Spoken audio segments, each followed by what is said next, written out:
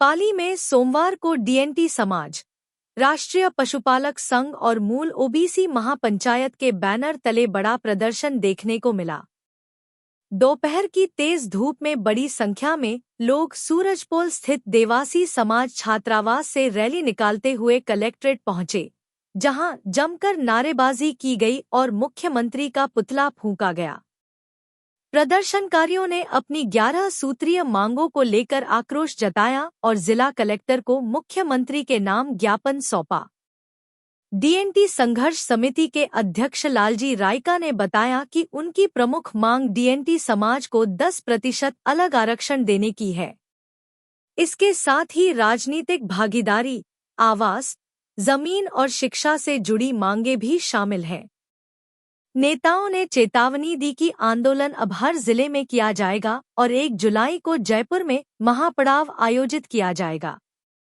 उन्होंने आरोप लगाया कि सरकार ने पूर्व में वार्ता का आश्वासन दिया था, लेकिन तय समय बीतने के बाद भी कोई पहल नहीं हुई।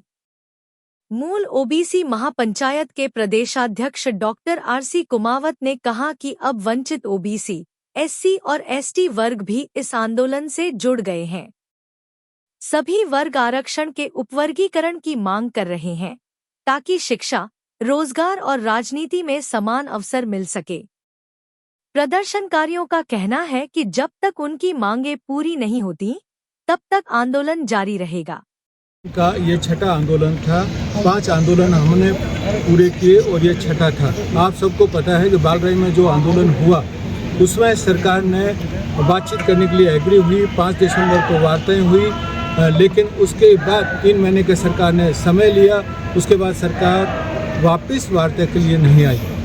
दूसरी तरफ हमारे लोगों को गिरफ्तार कर रही है, उनके ऊपर केस लगा रही है। एक तरफ डिस्कशन, दूसरी तरफ सप्रेशन। तो ये नहीं चलेगा। इसी के विरोध में हमने ये पूरा आंदोलन शुरू किया। दूसरा हमारा जो इस आंदोलन का जो पॉइंट है, हाँ, हमारे साथ ओबीसी, मूल ओबीसी के हमारे पास अध्यक्ष भी हैं कि आरक्षण का उपवर्गीकरण होना चाहिए। सुप्रीम कोर्ट ने भी डिसीजन दिया हुआ है कि ए, बी, सी 3 भाग होने चाहिए। तो एक मुद्दा ये भी है कि उपवर्गीकरण होना चाहिए।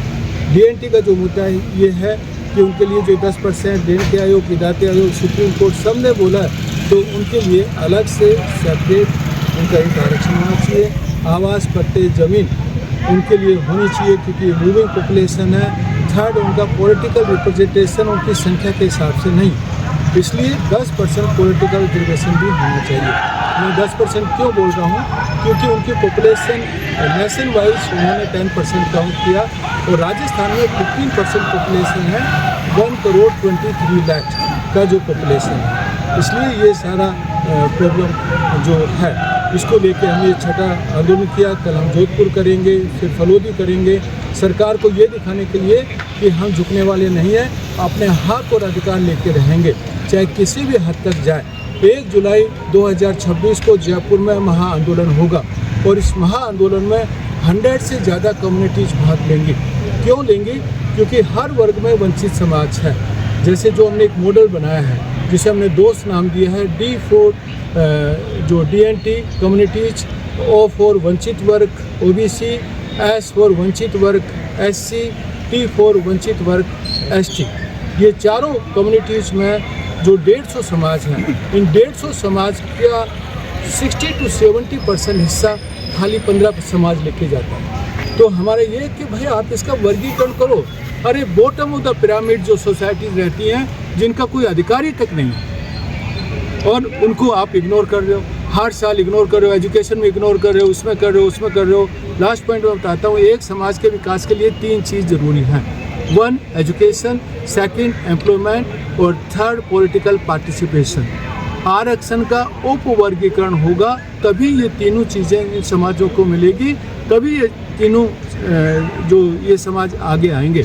लोग बहुत कहते हैं कि पढ़ाई करो, पढ़ाई करो। अरे भाई पढ़ा रहा है, लेकिन वो बाकी लोगों से कम्पीट नहीं कर पा रहे हैं। वो उनका जो सोशल बैकग्राउंड है, उनका जो इकोनॉमिक बैकग्राउंड है, और दूसरी जो साधन संपन्न जो सोसाइटी है, उनका इकोनॉमिक और सोशल बैकग्राउंड डिफरेंट है। सुप्रीम कोर्ट ने बोला है कि 2 आधार पर रिजर्वेशन होना चाहिए। 1 एडिक्वेट रिप्रेजेंटेशन इन एडमिनिस्ट्रेशन और 2 होमोजीनियस ग्रुप। एक जैसा समूह होना चाहिए। आज होमोजीनियस ग्रुप किसी में भी नहीं है, चाहे SC हो, ST हो और OBC हो। इसलिए हम लोग ये वर्गीकरण की मांग करने के लिए आए हैं।